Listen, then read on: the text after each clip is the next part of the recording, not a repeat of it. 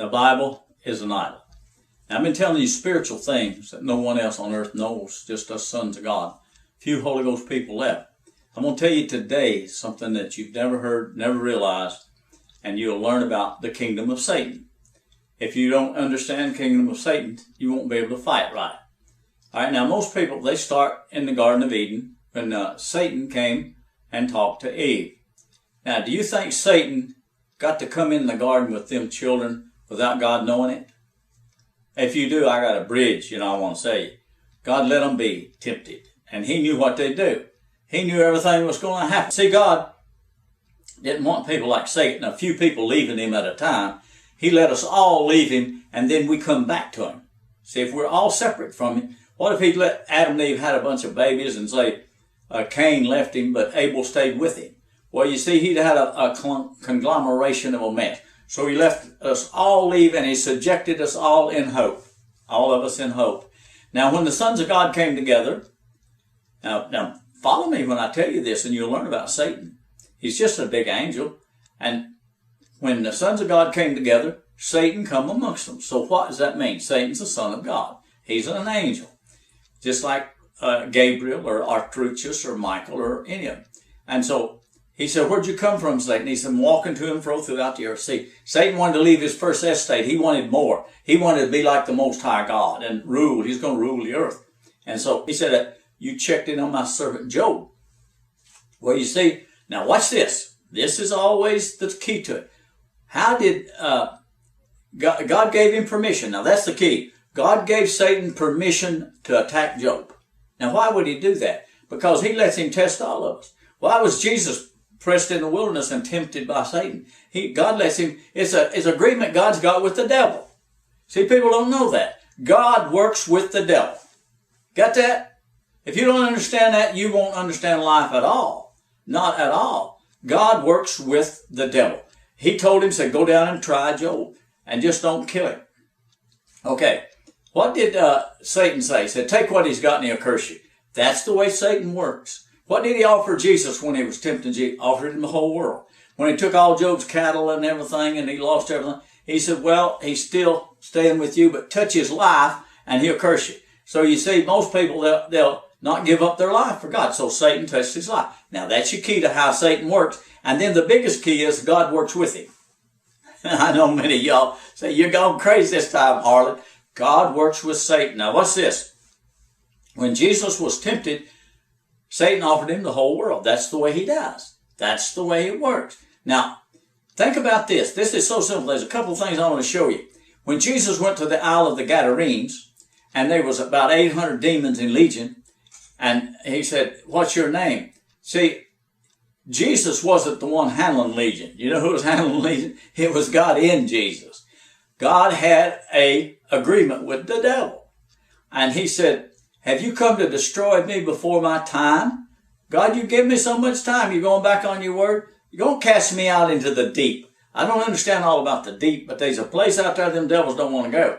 They don't have nothing that they can control out there, like a bottomless pit. So don't cast me into the deep. Said, let me go in them holes. Made a deal with God right there. The devil making a deal with the Father. Why didn't he just put them on in the deep and get rid of them? No, because he needs them 800 demons out there attacking me, attacking you, attacking everybody. Why? Because he can see who you love. See who you want. Do you want Satan? Do you want he said, Peter, do you love me more than these? Do you love me more than you love the world? That's why Abraham had to offer his son as a sacrifice. That's why Jephthah had to offer his daughter. Now think about this very, very seriously. Right here's a serious thing you need to consider. Satan is a powerful angel, and you've got all these angels, and they're over all these big cities. I've seen them, and I've talked to some of them. And Apostle Paul got exalted because of all the abundance of the revelations that he had. Now what happened to him? A messenger of Satan came to him, a messenger of Satan, a thorn in his flesh, because he's getting exalted. Now why would Satan say, I'm going to send a messenger to buffet Paul? I don't even like Paul. He's taking my people. But Jesus was working with Satan. No, people say, you're crazy. Satan could have never got in Paul if Jesus hadn't have told him. So when Paul prayed to Jesus and he said, Lord, he besought the Lord 3 times. He said, why is this thorn in me? And he said, my grace is sufficient for you. He didn't want him to be exalted. So he gave him a messenger from Satan. And so Satan and Jesus works together because he wants to see where your heart is. Do you want the flesh or do you want the spirit? What did Jesus tell Peter? He said, Peter, Satan has desired to have you, to shift you like wheat. He's going to give you all the fishing business you want. But say, I prayed for you. Peter had a good heart. So he goes about as a roaring lion seeking whom he may devour. Now, if you've got a heart that loves the world, you're a goner. I mean, you're just a flat goner. If you want a Bible and a church and a whole bunch of people that loves you, you're gold. I mean, you ain't no hope for you. You don't even understand Satan. You don't even know this big angel, you see. This big angel and a bunch of them that left with him, they wanted more than what God gave them in heaven. He said, I'll just put them down there. And in the meantime, I'll try all the people that's down there in the flesh. I'll subject them all in hope, you see. And so he just put them all down here. And this is a trying ground down here. If you come through this place down here and you come out of it like Job, think about this. How many people come over the flood? 8 people. How many people come out of Sodom and Gomorrah? 3 people. How many people came out of the desert? 2 people, Caleb and Joshua. And see, there's not many people that make it. There's just a handful. None of the children that left Israel made it into the land of promise. So there's only a few. God's getting a few out of every generation that loves him. And he lets them be tempted. He lets them be tried because he wants to see if you love the flesh or love the spirit. I always loved the spirit since I was a little boy. I give up the world in a minute. I don't even like my own carry money. I don't even spend no money anymore. You like money? Now think about this. When Ananias and Sapphira went in before Peter, and he said, Ananias, he said, why has Satan filled your heart to lie to the Holy Ghost? Now, take a guess. Take a guess. What did Ananias and Sapphira want? That's right. A little money there. They're going to hold back part of the money. See, money is the root of all evil. They love money. They love the world. Money will buy anything. And you can take the best of them. I don't care if it's Oral Roberts. Oral Roberts started out honest. You gave him a few $1 million and he was gone gobbling. I worked with him. I know he was of the spirit of the devil. I watched him. And so people are of the spirit of the devil. They don't even know how the devil works. They don't even know that God works with the devil. The devil could have never tried Job if God hadn't have said so. Them Gadarenes could have never got out of there if God hadn't had a covenant with them. They got more time. He gave them enough time. They got enough time. And then when God decides to destroy us, that he tried to see if we was fit for his kingdom, he's going to destroy Satan too. So you want Satan? You get to be with him. Now understand him, you see. He's working to try to get you in the flesh. You see one person that said tears up a Bible, Satan will be there and he'll throw them out of the bed, he'll scare them to death, and pretty soon they'll give up this message and go back for their business. If they're losing their business, if they're losing their family, if they're losing their church and everything, they'll give up the truth and go back with the natural thing. God is watching you to see if you love the flesh.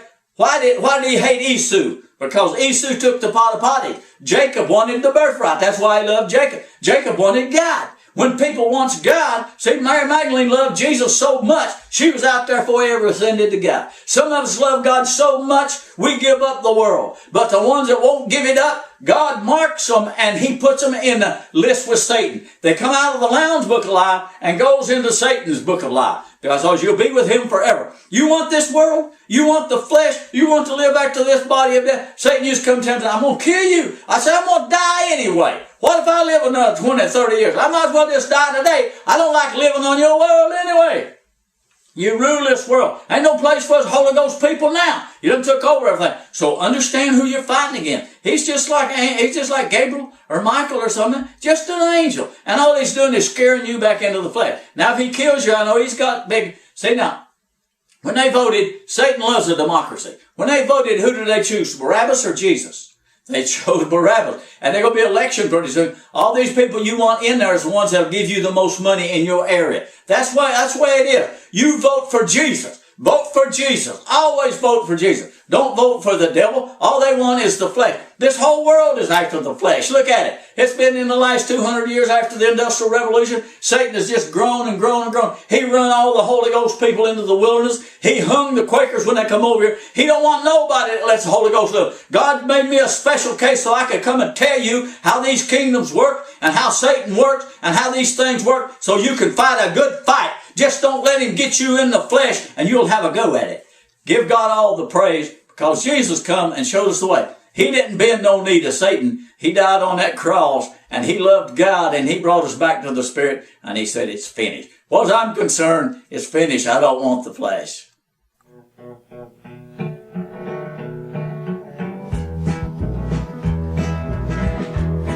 Well, I was bound to Satan, full of lust and hate. Jesus came and filled my heart with love. I came from the bottom, peace and love I got 'em. Spirit came up on me like a dove. I'm moving on up with my Jesus. I had learned to walk till I could fly. I'm moving on up with my Jesus till I reach my home in the sky. Now if you're in the darkness, the devil he's your fortress. Lift up to Jesus Christ good. He'll put you on the mountain. There's a living fountain. The only way to go from there is up. I'm moving on up with my Jesus.